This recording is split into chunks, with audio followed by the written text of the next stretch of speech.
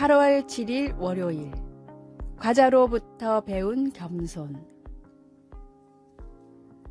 한 미국 선교사가 작은 과자 봉지를 통해 큰 교훈을 얻었습니다. 도미니카 공화국에서 사역을 하던 그 선교사는 어느 날 저녁 교회 모임에서 과자 봉지를 열었습니다. 그런데 순간 잘 알지도 못하는 여인이 손을 뻗어 그 봉지에서 과자를 집어갔습니다. 곧이어 다른 사람들도 그렇게 했습니다. 저렇게 무례할 수가 라고 선교사는 생각했습니다. 하지만 곧 자신의 생각을 부끄럽게 여겼습니다. 자신이 섬기기로 한 그 지역의 문화를 아직 올바로 이해하지 못했던 것입니다. 도미니카 공화국에서는 삶의 모든 것이 공동체 중심이었습니다. 음식과 물건을 나누는 것이 다른 사람과 서로 관계를 맺는 하나의 방식이었던 것입니다. 그 선교사의 방식은 더 나은 것이 아닌 그저 다른 것일 뿐이었습니다. 그는 이런 나의 모습을 깨닫게 되어 무척 부끄러웠다고 고백했습니다. 자신의 편견을 인식한 그 선교사는 겸손히 다른 이들과 나누는 것이 그들을 더 잘 섬기는 방법이라는 것도 알게 되었습니다. 베드로는 교회의 지도자들에게 다른 이들을 겸손으로 대하라는 이 교훈을 가르쳤습니다. 그는 장로들에게 맡겨진 양떼를 지배하려 들지 말라고 권고했습니다. 또한 젊은이들에게는 장로들에게 순종하고 다 서로 겸손으로 허리를 동이라고 했습니다. 그가 선포한 것처럼 하나님은 교만한 자를 대적하시되 겸손한 자들에게는 은혜를 주십니다. 하나님께서 오늘 우리를 그분과 다른 이들 앞에서 겸손히 살도록 도와주시기를 간구합니다. 말씀, 젊은 자들아 이와 같이 장로들에게 순종하고 다 서로 겸손으로 허리를 동이라. 하나님은 교만한 자를 대적하시되 겸손한 자들에게는 은혜를 주시느니라. 베드로전서 5장 5절. 찬송 216장 성자의 귀한 몸. 기도. 하나님 아버지, 다른 이들을 향한 저의 교만을 하나님의 겸손한 사랑으로 바꾸어 주소서. 아멘.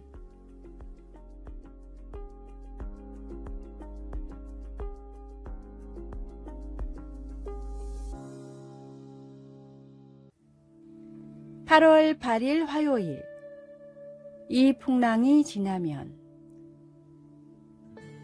남아프리카 공화국에서는 여름철이면 일주일에 2, 3일 정도는 아침부터 하루 종일 강풍이 붑니다. 어떨 때는 한두 시간 뒤에 바람이 그치지만 심한 날은 어떤 야외 활동도 할 수 없을 정도로 강한 바람이 불어 어설프게 공사한 집은 지붕이 날아가기도 합니다. 그럼에도 남아프리카 공화국 사람들은 이 강풍을 싫어하지 않고 오히려 의사선생님이라는 뜻을 붙여 케이브 닥터라고 부릅니다. 온 도시에 불어닥치는 강풍이 매연과 먼지를 비롯한 모든 공해를 남극으로 날려버리기 때문입니다. 케이프 닥터가 몰아치고 나면 며칠은 청명한 하늘과 맑은 공기가 유지됩니다. 간간히 휘몰아치는 강풍은 생활에 큰 어려움을 주지만 그 이상의 놀라운 이득을 주는 축복이기도 합니다. 우리 삶에 때때로 찾아오는 고난들도 겪고 나면 오히려 축복일 때가 많습니다. 고난을 통해 먼지가 쓸려나가듯 믿음 생활에 집중하지 못하게 방해하는 요소들이 쓸려나간다면 오히려 그리스도인들에게는 축복이자 주님의 큰 은총입니다. 내 삶에 몰아치는 풍랑을 통해 그 안에서 선명히 드러나는 주님을 묵도하십시오. 오늘의 말씀. 내가 사망의 음침한 골짜기로 다닐지라도 해를 두려워하지 않을 것은 주께서 나와 함께 하심이라. 주의 지팡이와 막대기가 나를 안위하시나이다. 시편 23편 4절. 오늘의 찬송 345장 캄캄한 밤 사나운 바람 불 때. 오늘의 만나. 주님, 모든 것이 합력하여 선을 이루게 하시는 주님을 믿고 감사하게 하소서. 고난이 닥쳐도 우리에게 가장 좋은 것만을 주시는 주님을 믿고 따릅시다.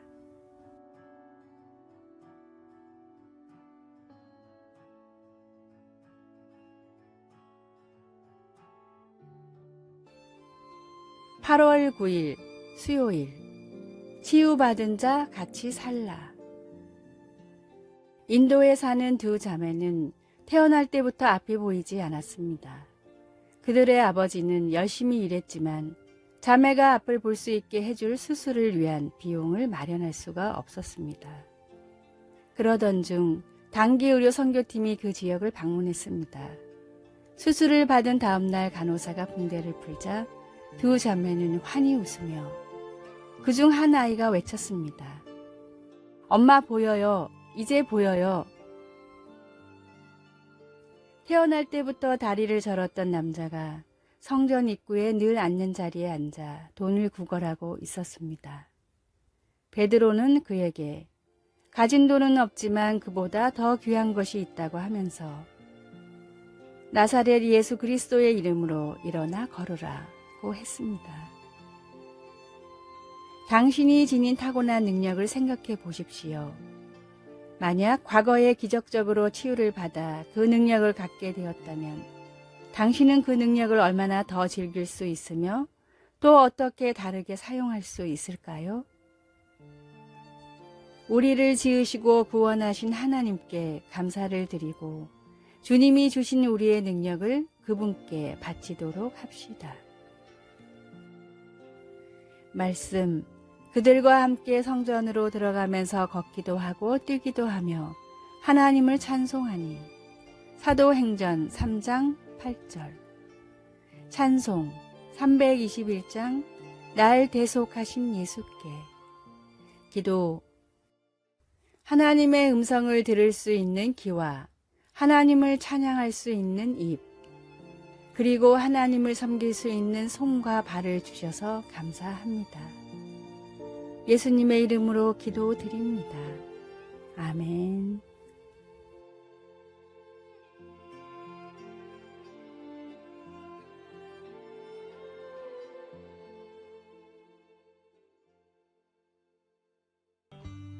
(8월 10일) 목요일. 발을 씻기신 이유. 중동 지역의 대부분은 사막이거나 건조합니다. 무더운 날에는 50도도 넘어가기 때문에 하루 종일 땀이 나는데 사막지대를 건너가기라도 하면 발은 하루 종일 모래로 뒤덮입니다. 온종일 땀이 고여 있고 모래투성이로 하루를 보내기 때문에 중동에서는 발을 매우 더럽게 여깁니다.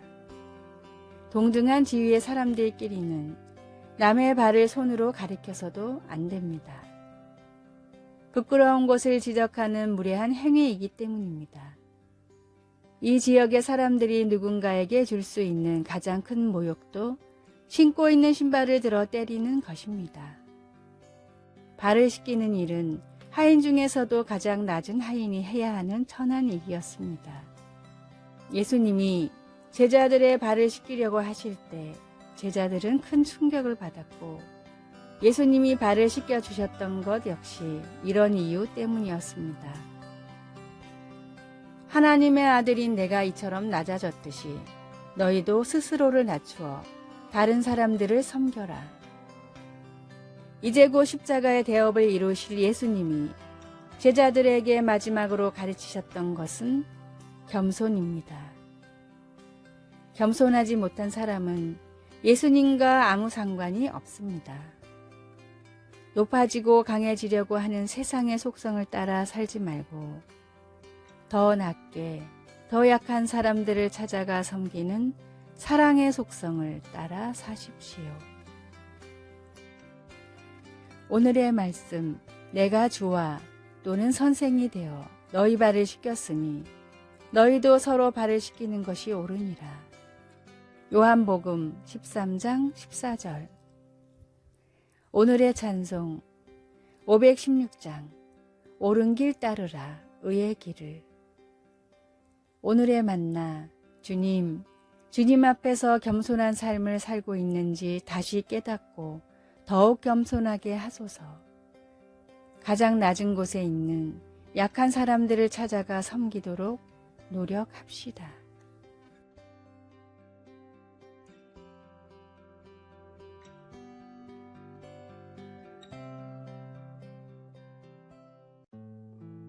(8월 11일) 금요일 성장하도록 부르심을 받음. 멍게는 이상한 생명체입니다.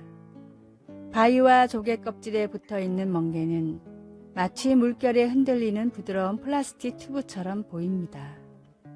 활발했던 어릴 때와는 달리 흐르는 물에서 영양분을 섭취하면서 수동적인 생활을 합니다.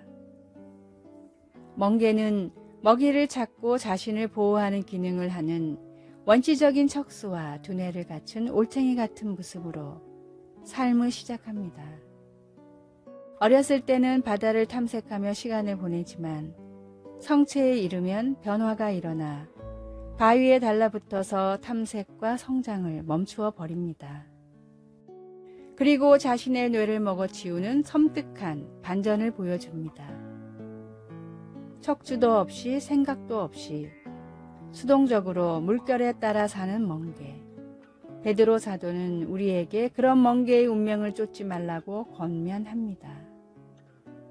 우리는 성장하도록 부르심을 받았고 그것은 곧 하나님의 성품에 참여하는 것을 의미합니다. 이 성장애로의 부르심은 10대뿐 아니라 70세의 사람에게도 똑같이 아주 중요합니다. 하나님의 성품은 바다처럼 광대한데 우리는 고작 몇 미터 밖에 나아가지 못했습니다. 하나님의 끝없는 성품을 탐구하며 새로운 영적 모험을 떠나보십시오. 배우고 섬기며 위험을 감수해 내십시오. 성장하십시오. 말씀, 이런 것이 너희에게 있어 흡족한, 즉 너희로 게으르지 않고 열매 없는 자가 되지 않게 하려니와. 베드로후서 1장 8절. 찬송 453장 예수 더 알기 원하네. 기도 매일 주님을 더 닮아가려는 열정을 저에게 주소서. 아멘.